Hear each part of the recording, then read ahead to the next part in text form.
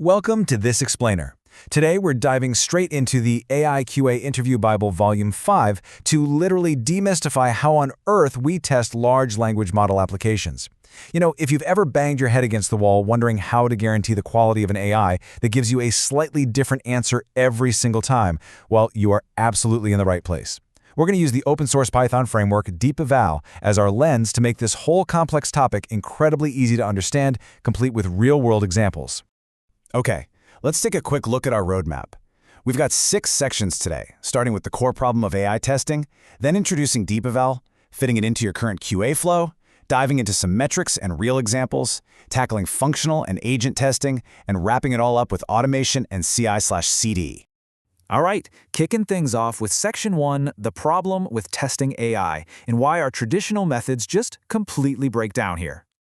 To start, we really need to understand exactly why our tried-and-true ways of testing software just don't work for artificial intelligence.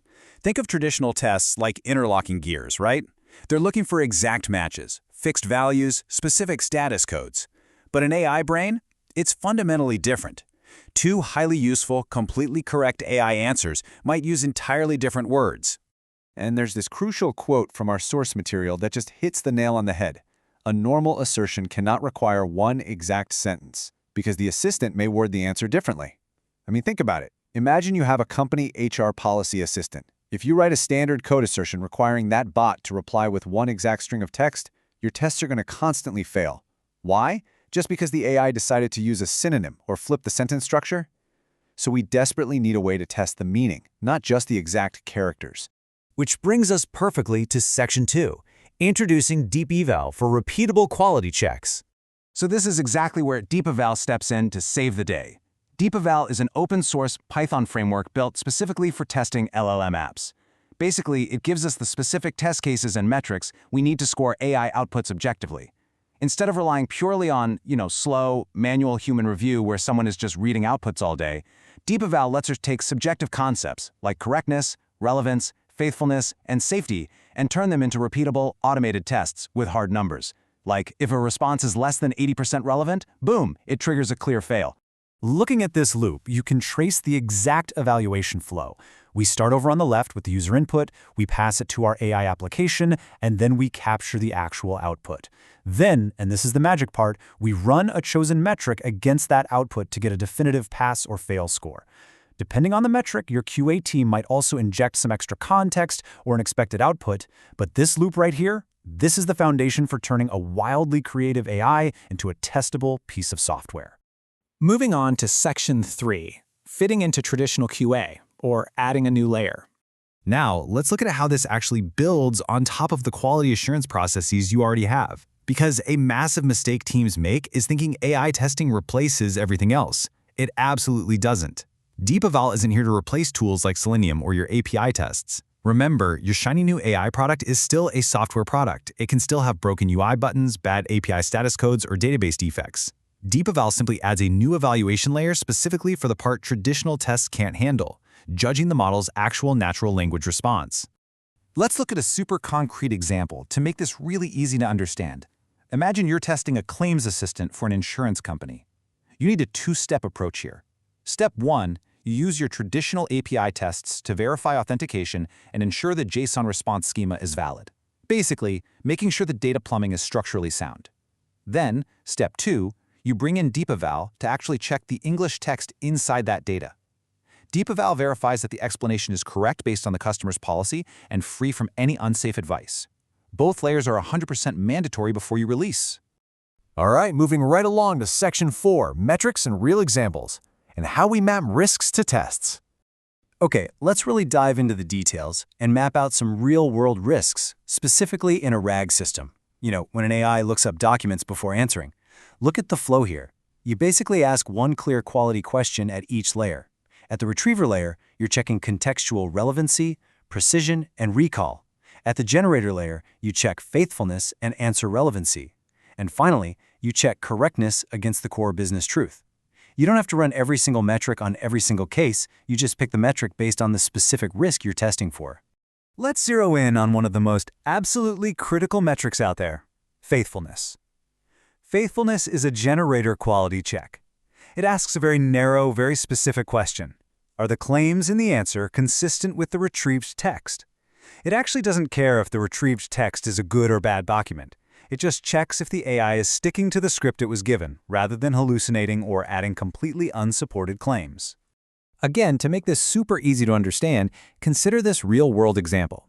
Say a user asks a travel agent bot for a baggage rule, and the bot gives the wrong answer. Why did it fail?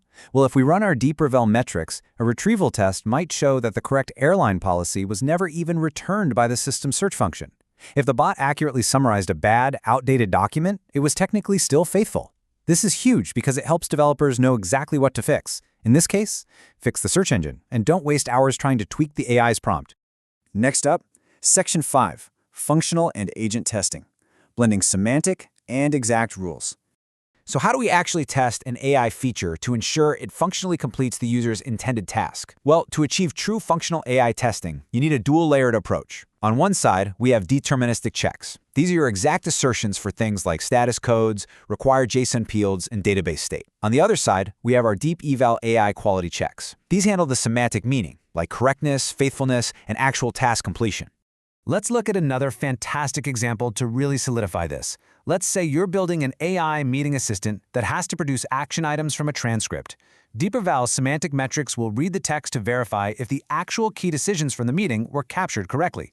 But you still use standard Python code assertions to verify that the final output is valid JSON and that each action item has an owner field and a due date field. See?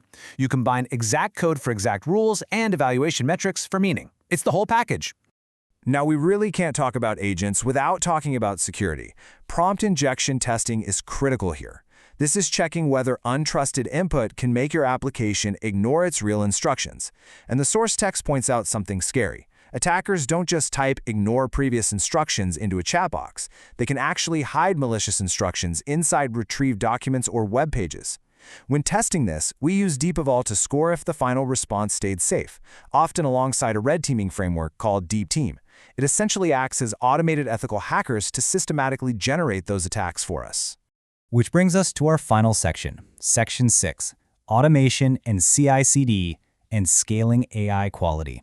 Finally, let's talk about how we automate all these concepts into our CI/CD pipelines. You know, the automated assembly line where your code actually gets built and released. You absolutely do not want to run heavy, expensive, time-consuming AI tests on every single tiny code change. That would take forever. Instead, you structure things for different feedback speeds. You run a small, fast, critical pack on a pull request. Then, on merge, you run a broader regression pack to check for trends.